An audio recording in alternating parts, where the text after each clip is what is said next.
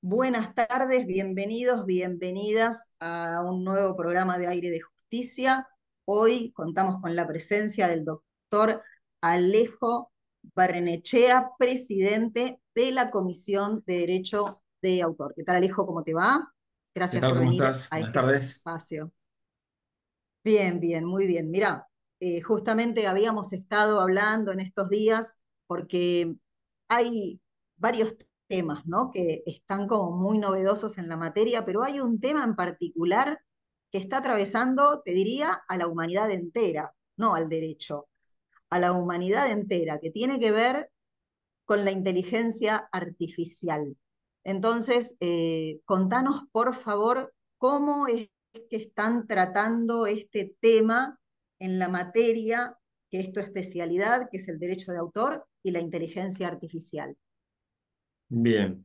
Bueno, la verdad que el tema de inteligencia artificial es un tema enorme que tiene diferentes capas de análisis. eh, lo que tiene que ver con privacidad, lo que tiene que ver con noticias falsas, lo que tiene que ver con scoring de personas, con un montón de actividades que han sido catalogadas como prohibidas o peligrosas. Pero desde la óptica del derecho de autor también presenta desafíos y problemáticas. Los que trabajamos en el tema de derecho de autor hace rato que estamos dándole vuelta al asunto y todavía está todo muy, muy en veremos en algunas cuestiones, en algunas resoluciones, en algunos planteos que se han presentado, judiciales incluso, en todo el mundo. La verdad que presenta desafíos de diferente índole. O sea, por un lado, lo que se suele hablar como el input para que estos sistemas inteligentes que pueden ofrecer como resultado determinadas contenidos, una de las cosas que está pasando es que ese trabajo, ese procesamiento, ese aprendizaje lo han hecho a partir de utilizar, de digitalizar material protegido por el derecho de autor. Y lo han hecho sin pedir permiso. Esta es una práctica corriente en materia tecnológica, conviene pedir perdón a pedir permiso. Lo cierto es que lo han hecho, han aprendido, han entrenado sus sistemas nutriéndose para eso de material protegido por derecho de autor. Hoy estamos todos utilizando más o menos esta inteligencia artificial, pero lo estamos haciendo a partir de haber aprovechado estas empresas este material protegido por el derecho de autor y derechos conexos. Hablo de obras, hablo de interpretaciones, hablo de fijaciones fonográficas, audiovisuales, etcétera. Entonces, la primera cuestión es, desde la óptica del derecho de autor, este entrenamiento que han hecho los sistemas, estos sistemas informáticos, eh, han ejercido un derecho que la ley le reconoce en exclusiva a los autores o titulares. Y si lo han hecho sin permiso, desde una óptica tradicional, eso es una infracción. Eh, Porque si no se hace con el consentimiento previo, eso es incorrecto. Está en evaluación si no hay alguna excepción que pueda aplicarse en el sentido de, bueno, bajo determinadas condiciones hay algunos usos que la ley permite que se hagan aún sin permiso del autor por diferentes motivos, por un beneficio para la comunidad, por una necesidad para una categoría o colectivo de personas, o por fines didácticos o informativos. Lo cierto es que hoy en nuestra legislación y en la mayoría de las legislaciones no hay una excepción que ampare este tipo de utilizaciones. En Estados Unidos hay una excepción genérica que se conoce como fair use o uso leal, que tiene en cuenta diferentes factores para evaluar si un determinado acto puede ser considerado un uso justo, un uso legal.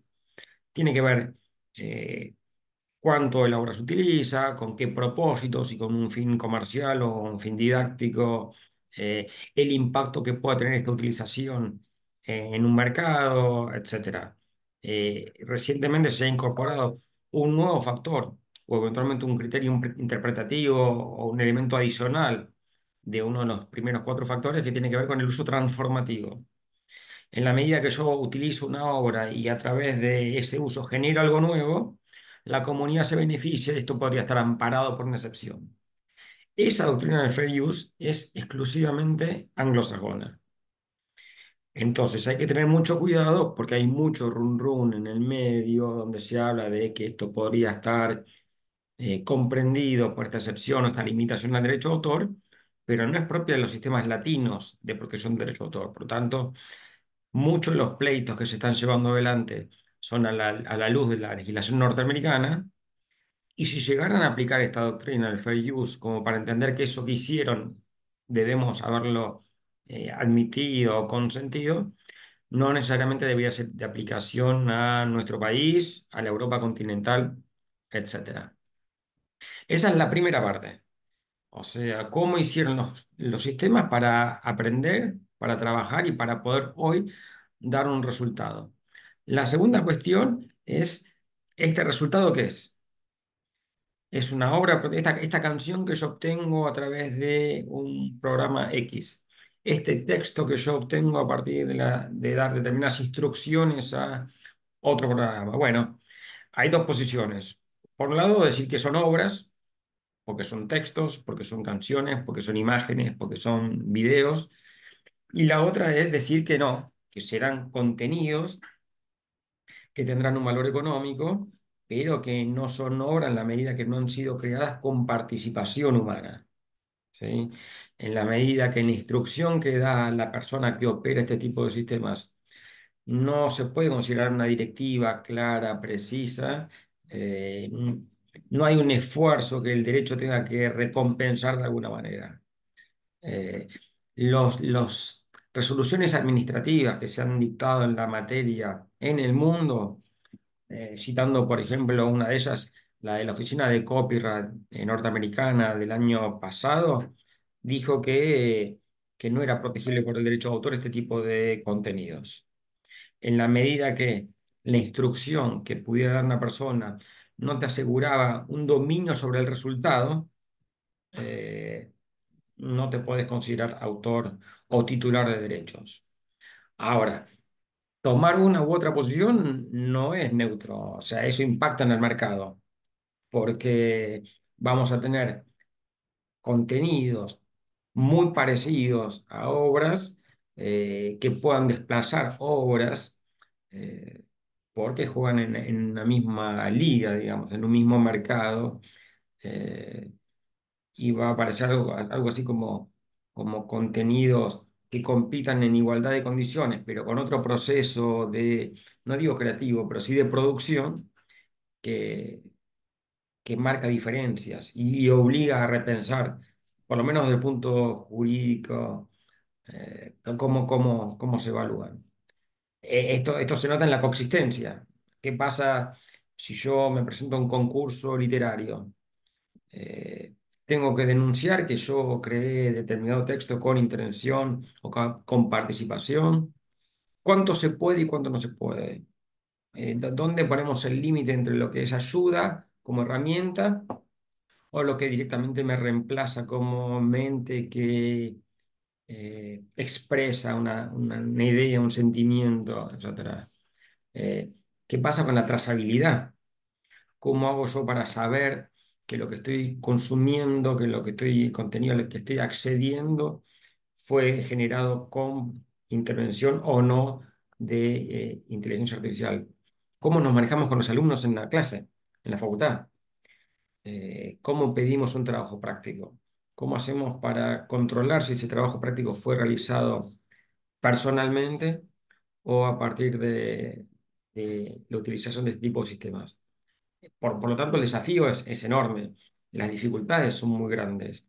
Y, y me parece que si tuviéramos que pensar en una regulación, lo primero que yo eh, pensaría o buscaría es asegurar siempre el reconocimiento del derecho a los creadores, ¿no? A la importancia del creador, a la importancia de la persona física, del artista, a los efectos de que estas obras se puedan generar y que generen un beneficio para el titular, obviamente, pero también para la comunidad en general. Es mucho, es mucha información. Yo estoy pensando en un montón de cosas, Sí, sobre todo en cómo evolucionó el proceso creativo, ¿no? En los sí, últimos 50 años y las herramientas que tiene el ser humano en ese proceso creativo, eh, porque a veces hablando con mi hijo, que tiene 14 años, claro, yo por ahí no escucho determinados cantantes. Y me dice, no, mamá, pero eso es la música que él creó. Y pero esa es la voz. No, no, esa no es la voz. Él utiliza determinados mezcladores para tener otra voz.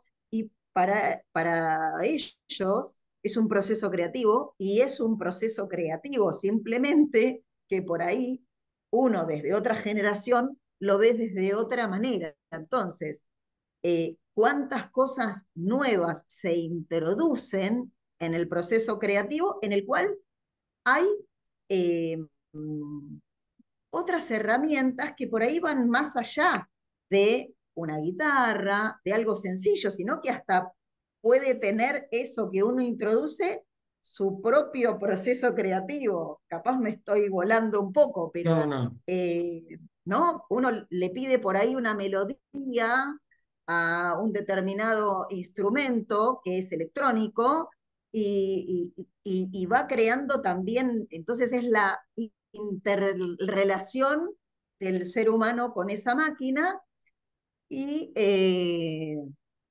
toda esa utilización que, como bien vos estás diciendo, a veces es un proceso creativo, pero como todo está a la mano de todos y está todo tan a la mano, no sé, hoy un cantante o una banda tiene un tema nuevo y suena en el mundo desde hace muchos años, suena en el mundo en el mismo momento. Eso era total y absolutamente impensado. Entonces, también nosotros tenemos acceso a un montón de procesos creativos que, como bien vos decís, no es tan fácil hoy protegerlos. Entonces, más allá de la legislación, que puede ser muy buena, más allá de la jurisprudencia, que puede ser muy buena, es hasta un desafío fáctico, ¿no? La Totalmente, protección.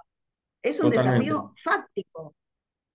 El Es, derecho de autor siempre se ha visto movilizado por la tecnología. Las primeras normas vinculadas a la materia, eh, aunque sea una protección embrionaria, tiene que ver con el desarrollo tecnológico. La imprenta de tipos móviles de Gutenberg generó un impacto en la sociedad porque por primera vez el autor se distanciaba de la obra en la medida que se podían realizar ejemplares en cantidad y no había un control de lo que se estaba haciendo. Después ni hablar lo que pasó con la radiodifusión, con los satélites, con la televisión. Por último, Internet, ¿no? Ya cuando apareció Internet se habló incluso de la muerte del derecho de autor, de que tal como lo conocíamos por lo menos no podía existir. Y lo cierto es que superamos ese avance tecnológico y acompañamos el cambio tecnológico razonablemente bien. Hoy nos enfrentamos frente a un nuevo cambio, a un nuevo impacto. Y el cambio tecnológico es real y además ya está, ya pasó, va a seguir cambiando, pero ya estamos inmersos. Esto no se va a poder detener. Entonces, de nuevo, el derecho de autor va a tener que acompañar el fenómeno, creo que respetando o luchando por el respeto de ese núcleo de consenso básico, histórico, sobre la importancia de las obras y los autores, pero va a tener que acompañar de alguna manera este proceso tratando como siempre de ser neutro, en el sentido que el derecho no se ponga en crítico de arte o a revisar ese tipo de cuestiones. El otro cambio es el cultural, lo que vos mencionabas de tu hijo. O sea, para los nativos digitales, este fenómeno es algo positivo, algo que viene a mejorar las cosas. Los que sufrimos más el impacto somos los que estamos acostumbrados a escuchar un disco con detalle, prestarle atención al tipo de equipo de música. Hoy el consumo es más efímero, si se quiere. Hoy con que una canción salga este fin de semana y dure 2 meses en el ranking, en el top del ranking, alcanza. Nadie se Bueno, acuerda sin ir cuál más fue el lejos, tema, el arte digital, Alejo. nadie se acuerda cuál El fue el tema arte del digital, verano. El tema del verano, ¿cuál claro. fue? Y ya pasó, o sea, eso que nos pasaba a nosotros a mi época, que el tema del verano sonaba y uno puede recordar cuál fue el hitazo del año 90 o 88. Eso no pasa más. Entonces vos podés generar un contenido que quizás artísticamente o en cuanto a esfuerzo creativo sea menor, pero que cumple con el estándar de consumo cultural actual y con que dure 2 semanas está perfecto, porque en 2 semanas generó millones de audiciones o de vistas y cubrió las expectativas de un mercado actual. Sí, Entonces el un cambio no mercado es actual solamente que es, tecnológico, sino cultural. claro, que es efímero, pero que también no es tangible, ¿no? Hay mucho digital, las pinturas digitales, la música digital, los libros digitales, los ebooks. Entonces, es como que se ha perdido lo tangible y bueno, es todo un desafío eh, para todos, pero también, por supuesto, cuando la función de la materia que es tu expertise tiene que ver con la protección del derecho de autor en todas sus variantes, bueno, me imagino que ya hace un tiempo importante que vienen con un ejercicio de transformación absoluta porque apenas se terminan de adaptar a un formato, vuelve a cambiar total y absolutamente y es aún más distante y más efímero. Entonces, eh, un Sí, grandísimo desafío. el carácter de inmaterial es una de las dificultades históricas del derecho de autor. O sea, la música, los textos, las pinturas son bienes intangibles y eso obviamente, si bien hay un derecho de propiedad detrás de eso, es una propiedad inmaterial con particularidades y eso obliga a una sensibilidad en el sentido de entender que eso tiene un dueño, que tiene detrás un esfuerzo, un trabajo y que hay que respetarlo. Es muy fácil entender que un auto lo fabricó alguien y que yo tengo que cuidarlo para no chocarlo, etcétera. Es muy fácil entender que un escritorio tiene un proceso de fabricación, pero en materia de una canción, como la canción suena, está en el aire, la escucho en la radio, es inmaterialidad, es como si fuera de todos y no es de todos. Tiene un autor. Entonces, sí, lo inmaterial siempre ha sido una dificultad, lo que no significa que no tenga valor económico. Hoy las grandes empresas tienen todos sus activos en bienes inmateriales, ya sean obras protegidas por derecho de autor o prestaciones protegidas por derechos conexos, pero podemos hablar del derecho de patentes o podemos hablar del derecho de marcas, todas otras ramas de la propiedad intelectual en general. Las grandes empresas en la actualidad tienen sus activos en bienes inmateriales, en bienes intangibles. El futuro es lo inmaterial en este sentido. Por lo tanto, si uno comprende la importancia y el valor económico, tiene que redoblar los esfuerzos para proteger ese activo, esa propiedad, que ya venía reconocido en la Constitución Nacional, ¿no? En el artículo 17, como derecho de propiedad. Eh, sí, muy interesante y como lo conversamos, el tema de la inteligencia artificial es un tema que está atravesando a todo el derecho en general y entiendo que a la sociedad toda también, pero al derecho mucho porque eh, también somos creativos. Muchas veces se nos imagina como personas de poca imaginación y sin embargo no es así. Y vos fíjate cómo este tema que estamos desarrollando lo demuestra, pero la inteligencia artificial en general es es un gran motivador para poner un poquitito de freno y dedicarse no solamente a estudiar el derecho, sino dedicarse a estudiar la inteligencia artificial como aplicación al derecho y a todas las protecciones de los derechos, porque debemos entender que hay cosas que son malas, pero que también la tecnología puede ser y debe ser y es sumamente positiva, con lo cual más de uno Obviamente, de nosotros tiene que estar capacitado en lo que es la inteligencia artificial porque nos suma en nuestro trabajo, no como única herramienta, como ninguna es única herramienta, pero sí en ese conocimiento puede ser algo positivo, conociendo del tema y utilizándola también sumándole nuestra creatividad porque no deja de ser manejo de información. la inteligencia artificial. Totalmente de acuerdo, comparto totalmente. Obviamente en este ámbito nosotros discutimos sobre los problemas. No tiene mucho sentido que vos y yo nos pongamos a hablar ahora de las ventajas, porque, bueno, las ventajas están. Nosotros tenemos que trabajar jurídicamente en lo que puede presentar dificultades o afectar derechos o garantías. Pero ni hablar que la inteligencia artificial tiene muchas ventajas, hay que aprovecharlas, que tienen que aprovechar a todos, no solamente un sector, pero sí, eso es indudable. Si vos tuvieras que definir el gran inconveniente que vos visualizás de la inteligencia artificial, ¿hay algo novedoso en eso o para vos es como una profundización de algo que hace tiempo que se va viendo y es como una cuestión más? No, no, no, para mí es totalmente novedoso.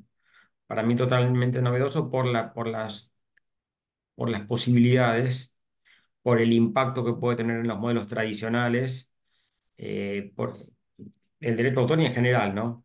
Me parece que en términos generales, la cuestión del sesgo, la cuestión de la posibilidad de direccionar opiniones, de segmentar, de, de tergiversar hechos. Me parece que eso es muy importante y muy grave, muy grave. Hay muy poco conocimiento, muy poca transparencia, eh, y eso para mí es un desafío gigante.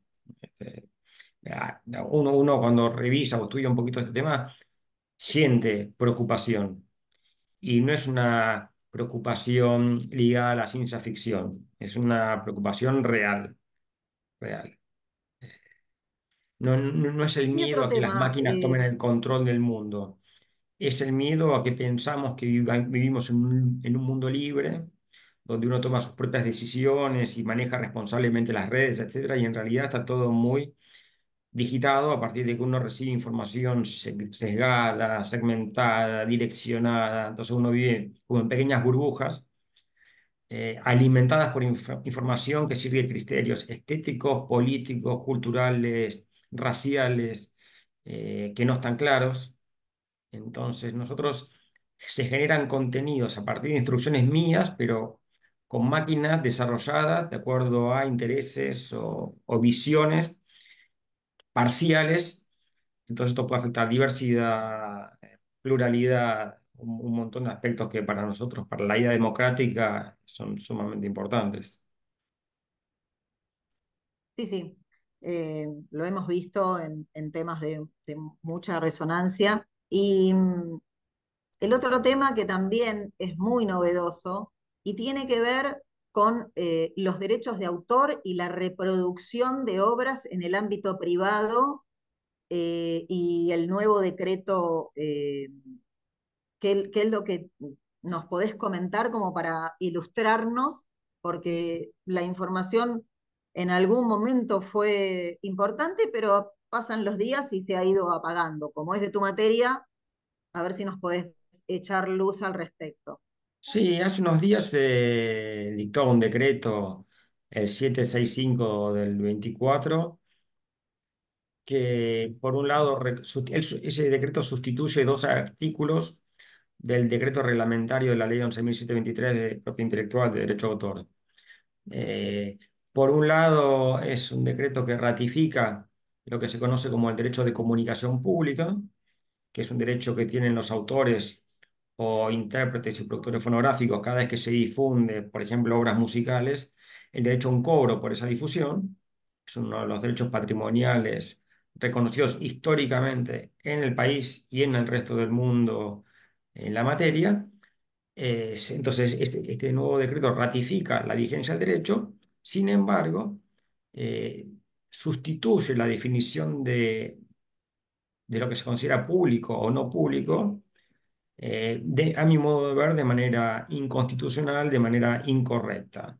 Por un lado, por un tema de forma y por otro lado, por un tema de fondo.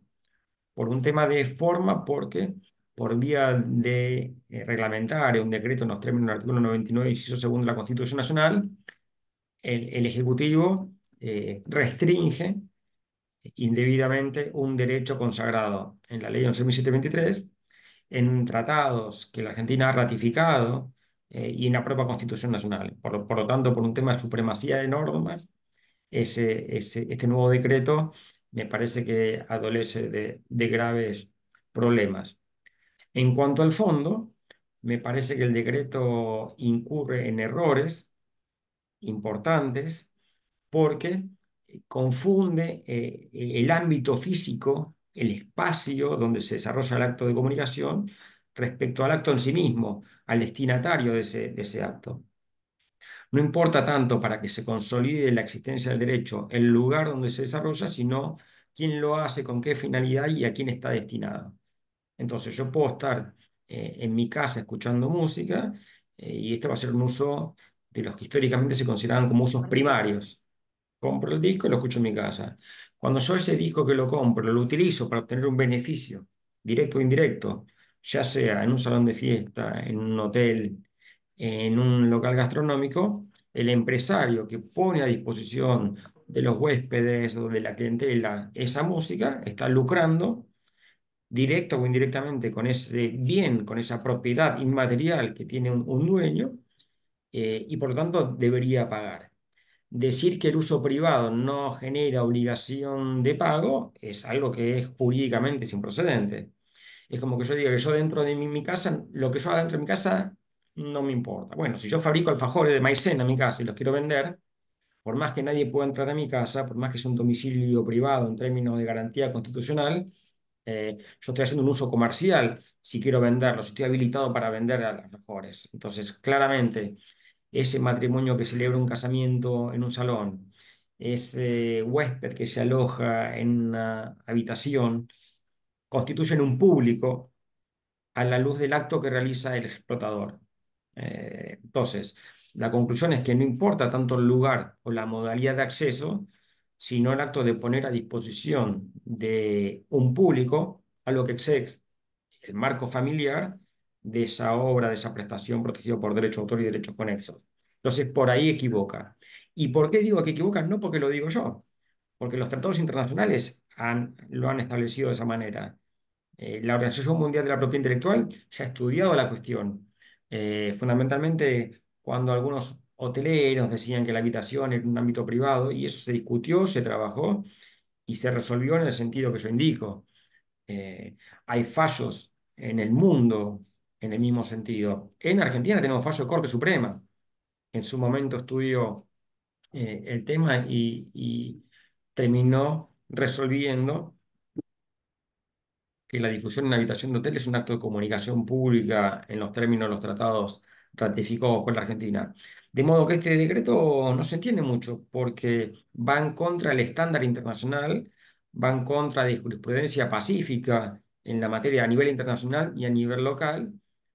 Por lo tanto, yo o desde el derecho de autor hemos recibido con preocupación una iniciativa de esta naturaleza que además fue dictada sin un mínimo diálogo o intento de generar consensos para ver si había alguna problemática que había que resolver y no imponerla de esta manera que lo único que está haciendo es generar confusión y problemas operativos, ¿no? En la defensa del derecho. Y está claro y muy interesante lo que comentás, pero te hago una pregunta. ¿Cómo impacta entonces? ¿Cómo prácticamente, cómo impacta en los derechos de los autores esta medida? Y supongamos que algún usuario podría pretender considerar que la difusión que está realizando en un salón de fiestas es un uso privado, por lo tanto entender que no tiene que pagar. Por lo tanto, el artista, el titular del derecho, va a dejar de cobrar por ese uso de su propiedad. El impacto va a ser comercial porque van a haber determinados usos, importantes usos, que siguiendo esta postura eh, podrían pretender quedar eximidos de la obligación de pago. Descarto que todo esto se va a judicializar, o sea, por estos dos motivos, por el fondo y por la forma. Por lo tanto, no es que con la norma se ha resuelto un problema. El problema no estaba. Y si hubiera estado, no ha sido el camino correcto, porque esto lo único que va a hacer es generar más litigio, confusión e impacto real en el bolsillo de los titulares. ¿Fue una confusión para la comunidad que maneja la materia o había un conocimiento de este decreto? No, no había conocimiento, pero ya en la ley de bases había habido un intento, hay todo un rum rum contra el derecho de autor y contra la gestión colectiva del derecho de autor. Por lo tanto, la decisión tomada sorprende, pero no sorprende la iniciativa en contra, ¿sí? Eh, Parece olvidarse que hay un derecho de propiedad involucrado. Esto que hablábamos al inicio de la charla, ¿no? Como es un bien inmaterial, y Claro, permanentemente en los medios se habla de que se deja sin efecto el impuesto. No es un impuesto, es un derecho privado, de naturaleza privada, constitucionalmente reconocido. Es un derecho privado. Lo que pasa es que es inmaterial. Y el Estado, eventualmente con el ánimo, con la intención de beneficiar a determinado sector empresario o lo que fuere, porque tampoco está muy claro cuál es el objetivo, lo hace a través de la afectación de un derecho privado. No es que le está eximiendo una tasa de un impuesto, le bajan la alícuota del IVA. No, no, dicen, bueno, vamos a solucionarte un problema de costos. ¿Y cómo lo hacemos? No pagues más derecho de autor. Algo que claramente es un procedente. Podrían decir, bueno, a partir de ahora no pagas más la bebida. O no pagas más alquiler, no pagas más electricidad. Porque claro, un evento familiar se hace con mucho esfuerzo. Y la familia, como no va a poder festejar un casamiento, ¿sabes qué? A partir de ahora no pagas más la luz. ¿Y qué diría la empresa que produce energía? Dice, no, bueno, pará, con la mía no. O sea, es un derecho de propiedad y está protegido. O sea, no. Por lo tanto, yo creo que es algo que está mal hecho y además esto podría traer consecuencias para el país, porque, como yo te mencionaba, la Argentina ha ratificado tratados internacionales que reconocen este derecho. Y si la Argentina legisla en contra de este derecho, tal como ha sido adoptado o aprobado, en el sentido que Argentina se ha comprometido a respetar el derecho adecuadamente, esto podría generar inconvenientes jurídicos a nivel internacional. Ya ha pasado con otros países que han introducido alguna modificación a su norma que va en contra de los compromisos internacionales y le ha generado un dolor de cabeza en un panel en la OMC, o sea, directamente, con la posibilidad de recibir sanciones comerciales, etcétera. Alejo, nuestra comisión de derecho de autor se reúne qué días y con qué frecuencia y los integrantes de la comisión de qué manera se comunican por consultas, por intercambio, cómo es el manejo de la comisión. Bien, nosotros nos reunimos una vez por mes. En general nos reunimos de manera virtual, cada tanto hacemos algún encuentro presencial en la sede de la ABA, y además tenemos un chat donde permanentemente circularizamos noticias, novedades y debatimos. En todas las reuniones en general vamos con un tema que alguno de los miembros presenta, avisado previamente, para después iniciar un debate. La comisión no es una comisión muy grande, pero es una comisión muy interesante porque es toda gente que trabaja profesionalmente en la materia, es gente que trabaja en la industria del libro, de la música o de la gestión colectiva como trabajo yo, en editoriales, en productoras de cine, asesorando artistas. Entonces, desde cada una de las visiones abordamos los temas. De hecho, hemos tenido reuniones en materia de inteligencia artificial. Tuvimos una participación en el aniversario de la ABA, en la Facultad de Derecho, que estuvo muy, muy buena. Por lo tanto, sí, como vos sabés, la ABA es un espacio de intercambio de ideas, de debate, de juicio crítico, y una vez por mes nos reunimos, más allá de este compartir permanente de información y noticias y links de interés. Estamos permanentemente informándonos sobre las novedades que aparecen. Buenísimo, Alejandro.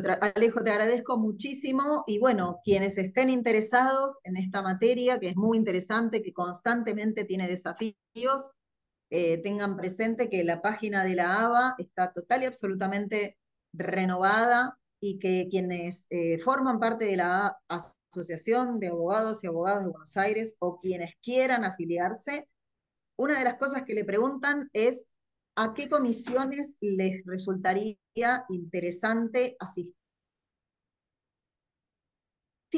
con lo cual una de las comisiones que se pueden tildar es la Comisión de Derecho de Autor. Yo creo que con estos temas de actualidad y de interés hacemos un pequeño pantallazo de la actividad que hace la comisión y como bien vos decís, la mayoría de sus integrantes eh, está ahí para generar un intercambio, para enriquecerse y también, ¿por qué no?, para una función social determinante que hace al ser humano, que es el intercambio afectivo, el intercambio también de experiencia, sí, pero que la Asociación de Abogados y Abogadas de Buenos Aires siempre se ha caracterizado desde la parte teórica como también desde la parte humana. Así que te agradezco muchísimo tu participación, siempre contenido de calidad y bueno, agradecerte y hasta la próxima. Como siempre, el espacio está abierto. Cualquier tema que haya de interés, nos comunicamos y lo transmitimos a quienes quieran escuchar este espacio. Yo te agradezco nuevamente la invitación, siempre es un placer charlar con vos. La verdad que el derecho de autor es una materia que a mí me apasiona, pero además que es una Sí, materia que en este momento está muy en los titulares y que hay mucho para pensar. Es una materia que está pasando por un momento fantástico en cuanto a revisión, en cuanto a pensar si lo que estudiamos hace 20 años todavía hoy se aplica y dónde tenemos que ajustar. Por lo tanto, es el momento para reunirse, para trabajar, para pensar y para nada, para meterle esfuerzo en el día a día. Así que gracias. buenísimo, Alejo. Te agradezco mucho. Saludos a todos los colegas de la comisión y hasta la próxima. Saludo Saludos, entonces gracias. a todos los que nos han estado escuchando, viendo. Gracias por ello y hasta el próximo Aire de Justicia, quien les habla, María Inés Vera. Un cariño para todos.